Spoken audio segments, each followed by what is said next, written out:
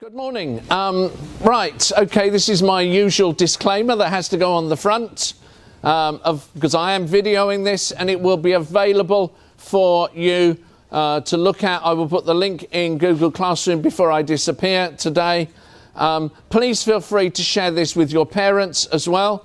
So, we're going to look at two things today. I've entitled this one, What Now? A number of you have been asking about finance. We do have a finance assembly or talk on the 22nd of March. The government are due to put out the new finance information on the Monday of that week. So I will be spending some time looking at it and extracting it so that you've got all the latest bits and pieces and headlines by March. So don't worry about that when it comes to it. Okay, right. I had a communication from UCAS this week. They are saying the following. So if we've had more of this than ever this year. So if a university asks you to confirm your GCSEs, okay, despite the fact we went through and checked them and ticked them, for some reason, a lot of unis are asking for confirmation or any other documents. Do it as soon as possible. Okay, in quite a lot of cases, they want to do that before they make you an offer. And can I say to you, literally your GCSE certificate, put it on the floor and photograph it and send it off to them. That's what they're looking for. Okay, but make sure you do that. Don't wait. As soon as you've got the email, get those documents sent off to you as soon as possible. And as I said, your offer may well depend upon them seeing that bit of paper. I don't know why, despite the fact we've confirmed that you've actually got those grades or whatever. I don't know why it's happening this year, but I've seen quite a few, and a number of you forwarded emails and say, what do I do about this? I say, reply as fast as you can. Okay, so let's have a look at some dates. This gives you the complete timeline for various bits and pieces. So we passed Wednesday. And can I say there's only one person who's at the moment has still got an outstanding application. But I think virtually everybody who was going to apply has applied. On the 28th of February, something called Extra opens, and I'll explain that later on. We'll talk about the 16th of May. And you only have a very, very small window if you have offers that arrive on the 16th of May.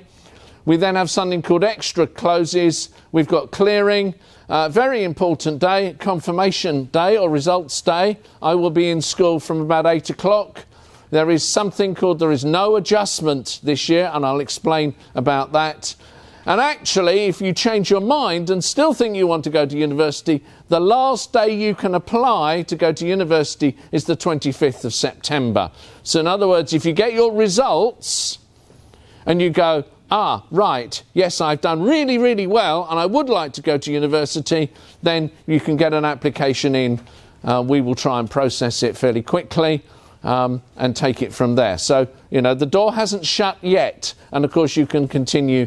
You may decide, your prelim results may give you an indication you still want to apply. Can I say, if you are putting in a very late application, can you please email both myself and Miss Cheshire and say, I am putting in a late application, because I'm not going to be spending all day after that date in August, watching to look for late applications. Right, so let's move on. Right, most of you will now know that once you've moved on from the application, you start watching things in track. Now, I want to go through these very clearly for you so that you fully understand what exactly is going on. I know some of you've read Extra information and may well understand this. Right, first one is a conditional offer. That is where you have to meet some conditions in order to go to that university. So, for example, that might be an offer of grades. It might be an offer of a number of points. Okay? It may be an offer dependent upon other things as well. So read your offer very, very carefully. And it may well be that there is an email has come from the university. This is the time to make sure you are checking your junk mail on a fairly regular basis. Okay? The next one is that you get an unconditional offer. That means you can go, you don't actually have to get a certain level of grades. we will take you anyway. I know we've had a couple of students who've had unconditional offers. Normally that happens if you apply with A-levels. Okay, if you've already got your results, can I say with that one there, we'll talk about that one. You've got an invitation of some form to an interview. Okay, and if you see that it says an invitation to an interview in track and you haven't seen an email within 24 hours of that appearing in track, ring the university, okay, to make sure, because you don't make sure that actually they've sent everything to the right email address or something like that, okay. It may be that you're unsuccessful and they will normally give you a reason as to why it is that you are not successful. And the next one is quite interesting. You have an option, you can turn around in track and say, I no longer wish to go to that university. They haven't given me an offer yet. I've just changed my mind and I wish to withdraw. Or they have made an offer to you and you decide, I'm just going to withdraw from that university offer. Now, I've put down or uni. Now, something happened last year that we'd never seen before. The universities deny that they're doing it, and yet we had evidence that they were. What happened was that universities make a number of offers. Okay? Students start to reply to those offers. So supposing they have made 400 offers for a course that will take 200 students. And 200 students say, yes, we want to go there, and have actually said they'll make it their conditional offer. Then the universities say they are within their right to withdraw their offer. Okay? So if you are sitting there with, I've had students who did this last year, who'd got 4 offers, and say, well, I'd really like to see whether university number 5 is going to give me an offer.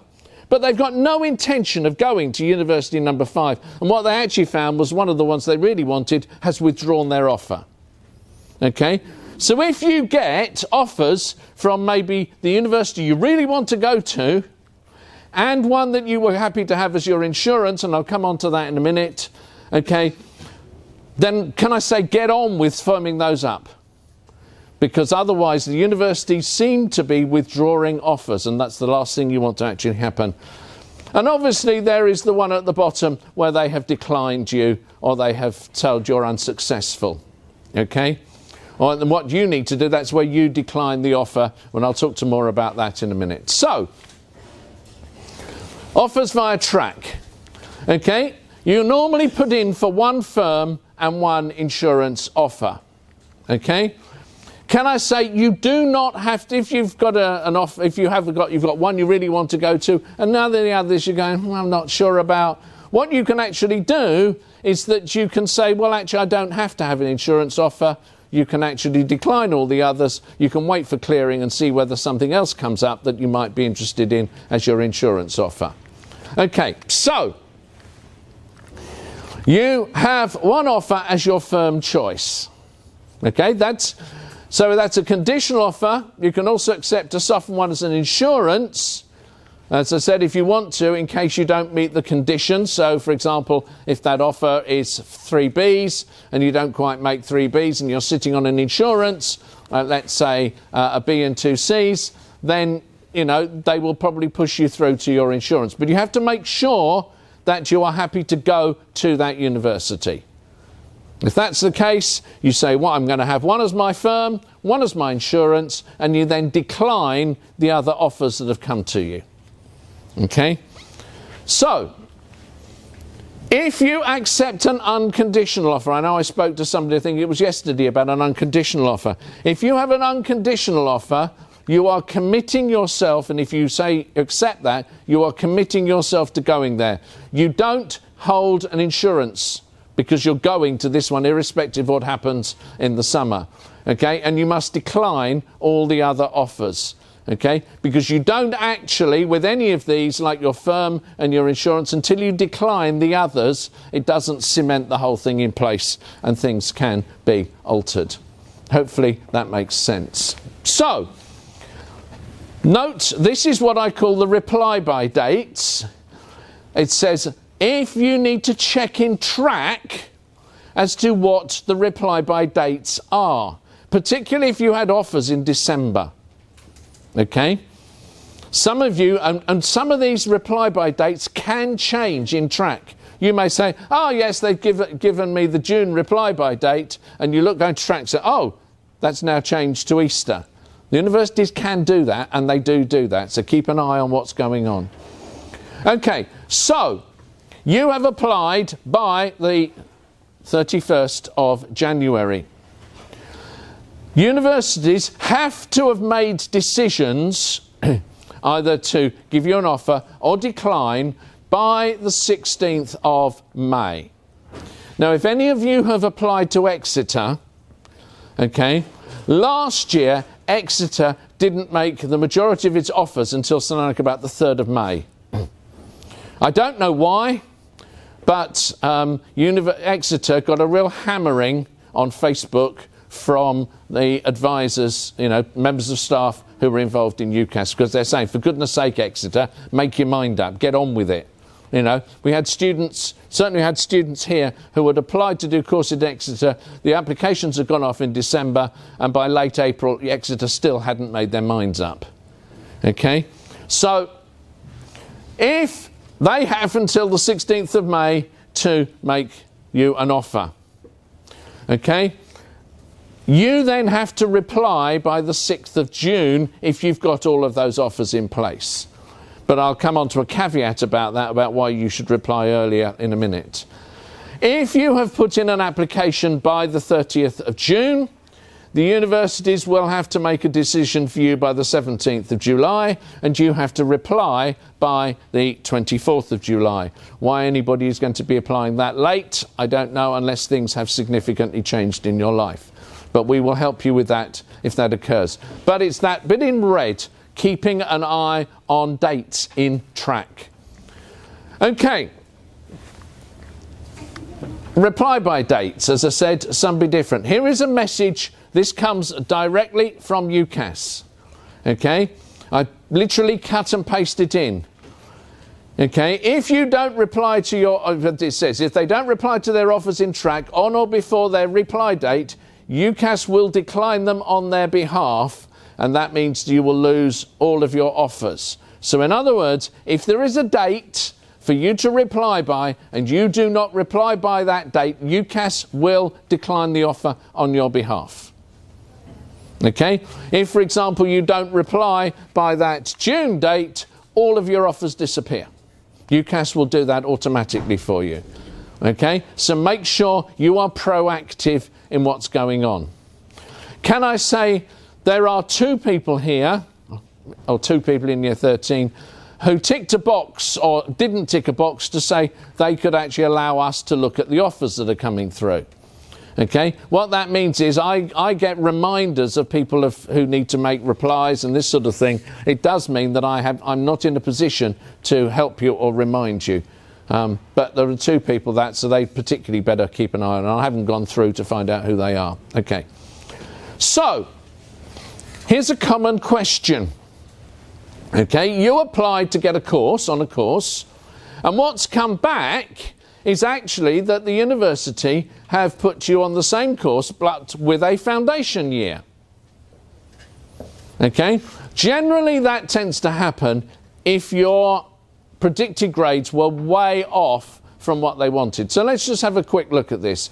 So the course wanted 100 to 120 tariff points. Well, that happens to work out as BBC or 3 Bs for 120. Okay, there is the tariff table.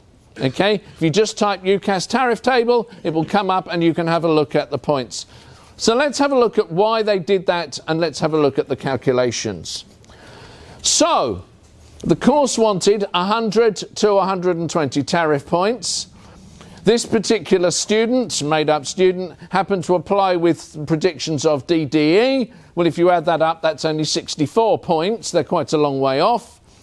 And even if they got 2 Cs and a D, in other words, they upped everything by 1 grade, you'll see that only came to 88 points. What the university has said, well, that's fine. We like you. We like what we see, but you don't look like you're going to make the A-level grades, so we're making you an offer with lower grades to come on a foundation course first. Okay?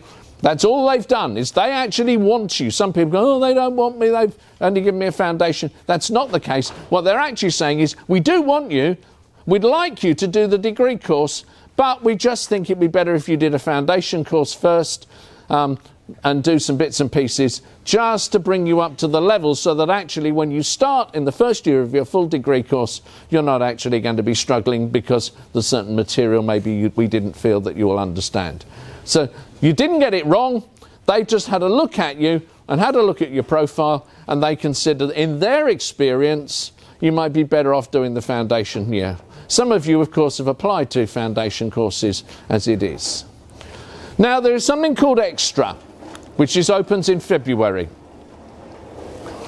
So if you get to that date in February, you applied to 5 universities, but you've had 5 rejections. In other words, you are not holding any offers. What you can then do is you can then start to look through Extra, and you can actually see whether or not there are any places around which, maybe have got some spaces or potential spaces.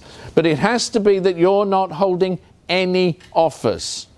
Okay? So, here are the conditions. You've included 5 choices, and you've received decisions from all 5, and you weren't accepted. Or, you did receive, let's say, 3 out of the 5, and actually you've decided to decline all of those offers. Okay? You can then go into Extra and look at 1 university at a time to see whether or not you can actually get an offer from them. The other thing is that if you did not use all your choices, in other words, you used 4 of the 5 or 3 of the 5, when we get to that point in time, you can add another choice via track, okay, as long as it's before the 30th of June. Okay? If you want some more details, just go on to UCAS.com and track full details. There are lots and lots of worked examples as to what you can do and how you can add Extra, but that actually kicks in from the end of February. So, you've made your mind up. You've decided which universities you are going to go for as your first choice. You now need to think about accommodation, where you are going to stay. Okay, now you can only apply to accommodation for your firm choice.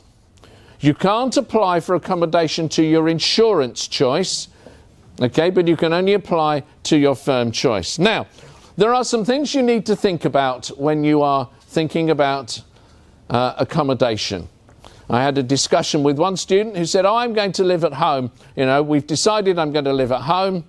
And then we looked at working on what the rail fare was going to cost and the rail time that this student was going to take travelling to a university from Reading on a daily basis. Well, we reckoned the travel time was 2.5 hours, and it was going to cost them £12,000 in rail fares. Cost in halls is about £5,000, so it was actually going to be far cheaper to go and live in Hull. So, think about your halls, okay? Most universities guarantee a place in Hull for all first-year students. They don't guarantee you a place if you apply after the 1st of September, okay? But most will find you a place in halls, okay? One of the things you need to think about is, what type of accommodation am I going to go and stay in? And we'll have a look at that in a bit more detail, because you have en-suite and non-en-suite accommodation, okay, catered and self-catering. Most universities these days, the accommodation is self-catered. You'll be in a flat with about 8 to 12 other students sharing some cooking facilities. Okay, can I say to you that if you go for en-suite, in other words, you have your own toilet, bathroom and shower, that comes out of your bedroom space. Okay, so basically you end up with less space. Okay, and it will cost you significantly more. What I would say to you is ensuite is very nice, but we'll have a look at the difference in the prices in a minute. And you really have to consider if that is necessary. Okay, what's the transport like? How will you get from whichever halls you select to where you're going to have most of your lectures? Okay, think about the cost of travel, traffic, other noise in the area. Okay, the one problem my son had when he went to Southampton was the hall of residence he'd picked was great on it, but the only problem was the main Southampton railway line was about probably 100 feet from his bedroom. Okay, and he was forever having trains running past, and in the end he ended up sleeping with earplugs in. He thinks you should have a discount for that room, but it's something you might like to think about. If you happen to pick halls in the middle of a town, okay, what is the traffic going to be like? Will there be, it's the sort of research you need to think about. Can I say there is no parking at universities for students? Unless you are disabled.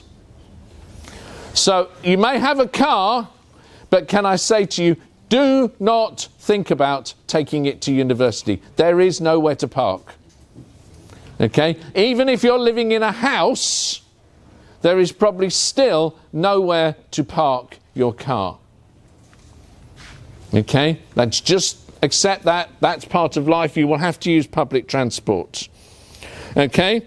Can I suggest that you actually go and do a visit? Okay? So let's have a look at a couple of... Just want to mention here, officially, accommodation bookings start from the 1st of April. Quite a few universities last year started taking the bookings mid-March, a couple of weeks earlier. Okay? And talking to an admissions tutor at one university not far from here, they said that actually most of the key places were actually booked up fairly quickly. It is on a first-come, first-served basis. Okay? So, research. Now let me talk you through a couple of bits of research. So, here is a map of London, and this is Imperial College. Okay? So, Imperial College is basically based here in South Kensington, and the blue blocks represent the halls of residence which are available to students who are attending Imperial College. There are two sets down here in Chelsea and Westminster. There's Charing Cross, White City, Hammersmith, St Mary's, and what we call Central Middlesex block. Huge block of accommodation up in North Acton. Okay? So, those are the halls of residence. You can look them up on the website. Okay, so here are the halls of residence and where they are. Okay, this took me a little while to put together, but it's worth doing. Okay, so the further, can I say to you, obviously the further away from the university that the halls of residence are, okay, the cheaper they tend to be. And we'll look at some prices in a minute. But there we go. Various bits and pieces. There are some in South Kensington, some in Barons Court, Notting Hill Gate, some up near Paddington, and this big block, the Woodward buildings in North Acton. They are the cheapest ones, but look how long it takes for you to walk. It's 100 minutes walk. Okay, they reckon what you got about an hour on bus, because there are 3 buses. By bike, it'll take you 35 minutes, and on the tube, it takes you 40 minutes. Okay? So those are there. Can I say, I will put this up on Google Classroom so you can have a look at these. But those are typically, you can see, you can't take all the data in, but you can typically see that those are the different halls. Okay? Did I put some prices? I will in a minute. Right. Good old faithful Southampton University. Okay? Those are the main halls for Southampton. I've ringed them there so you can actually see them. My son, he spent 2 years in what's called Wessex Lane or Connaught Hall, okay, and he had to get across to Southampton General Hospital every day because that's where his lectures were. It's called Get a Bike, okay. What you find is that, for example, a lot of universities give you free travel on the bus for the first year. At Southampton, the university, they actually run a bus service. Okay, and you get free travel anywhere in the Southampton area on the bus, okay, if you are a first year student. So here we go, typically, but I was able to pull some prices in here, and you will see as you go down, okay, the ones that are closest tend to be a little bit more expensive. Okay, but that is the range of prices of the halls of residence, ranging from a bedroom with a shared bathroom, in other words, probably just like home, okay, to ensuite.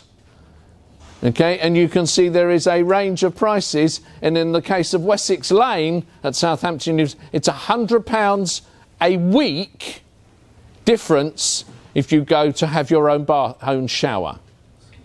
£100 a week more, nearly double the price to have your own shower, okay? And you have to consider whether that's worth it. So here we go. Let's have a look at some prices. Southampton, as I said, £110 difference. Imperial, the cheapest Imperial is actually a twin-bedded room. In other words, you've got two beds divided by a wall and a shared sort of living area with... you get your own wash basin, but actually it's a sort of twin room. Our local university, Reading, the lowest, £137, most expensive, £216, difference of £79, and UEA is £90 to £203. That's the biggest difference. Okay, different halls. As I would say, that's a lot of food and beer money. Depends how you want to look at it. A difference of £100, that could be significant. Can I say, just looking at Imperial College, the biggest hall, as I said, is out at North Acton, and that will cost you about £2.80 each way on the train, okay, if that's the way in which you wish to travel. And as I said, for Southampton, you need to think about the fact that actually probably the best thing to do is get a bike. My son, who is working towards his registrar exams in central London, he lives in Battersea, and he travels up towards Euston Square every day, and most days he gets on his bike because he said it's reliable, it's cheap, and it gets him fit. Okay, and as he says, most of the times he can go down. There are lots and lots of bike lanes in a lot of places. So think about that. But that's a lot of difference between thinking about whether or not you actually want to go for ensuite or non-ensuite, new building, older building, things you need to consider. Okay, there are a couple of other things I want to mention just as we sort of run into this. There is something now being launched called UniBuddy. Once you've actually got some offers, you can go into that. UniBuddy allows you to actually talk to a student at the university and sort of chat at different times. Gentleman in the middle, you are being extremely rude. Allows you to find a student and you can talk to them particularly about accommodation. I know Facebook is not your favourite place, but can I say a large amount of Facebook groups exist for the halls of residence for universities. Okay, and you can join as a prospective student. Once you have said, yes, that I want to go there, you can join the Facebook group and have a discussion about the accommodation. That's always very useful to do. Okay, so that's the Finance Assembly coming up. What I was going to say is, so what are you going to do? You need to do some research. Okay? What I would say is, if you're really, really sure you want to go to a university, it would pay you to go and have a look round where the accommodation is. Don't forget you've got Google Street View, which gives you some ideas, but doing your research is essential. Maybe go at half term and actually have a wander round. Okay? My son, who was thinking about 2 universities, we actually got in the car in February half term and we actually went and we actually travelled round one of the universities, having a look at where the halls were. What we actually did was we parked Southampton, for example. We parked in the middle of Southampton and just got on the bus. Okay, got a Rover ticket for the day, and him and I travelled around various parts of Southampton to get a feel as to what it was going to be like, so that he knew which halls of residence to apply for. Okay, do your research, do it now. Can I warn you that, of course, if you look at the videos or the various bits and pieces about the halls, they'll always show you the best room. They'll always show you all the bits and pieces, okay? The one thing my son discovered when he went to university was, in fact, the single bed was only 3'6" wide, not 4'6". And for a single bed, it was quite narrow, okay? Made the room look really nice and big until he actually came to try fitting all his bedding on it. So the sort of thing you need to look at, because some of that information is there. What I would say to you is go at half term or go at Easter and have a really good look round.